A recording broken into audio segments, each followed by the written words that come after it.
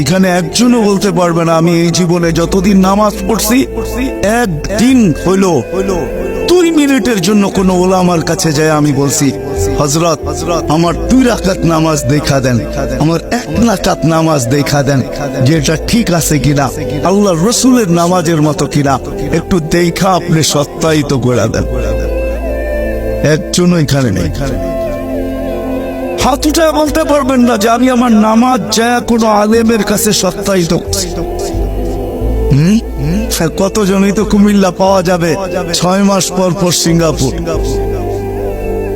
বৎসরের মাথায় তো যাই যায়। কেন? ফুল চেক আপ করে আসি শরীরটা কোনো সমস্যা হইল কিনা দেখার জন্য। প্রতি বৎসরে যদি আপনার শরীরটাকে চেক আপ করতে হয় তো জীবনে কি একবারও নামাজটা চেক আপ করার দরকার ছিল না? হ্যাঁ, রাগ হয়ে গেলেন?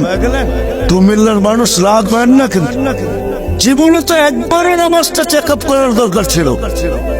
জীবনে তো একবারও আমার সূরাগুলা চেক আপ করার দরকার ছিল। জীবনে তো একবারও দুরূদ শরীফটা চেক আপ করার দরকার ছিল, যে দুরূদ আপনাকে জান্নাতে নিয়ে যাবে।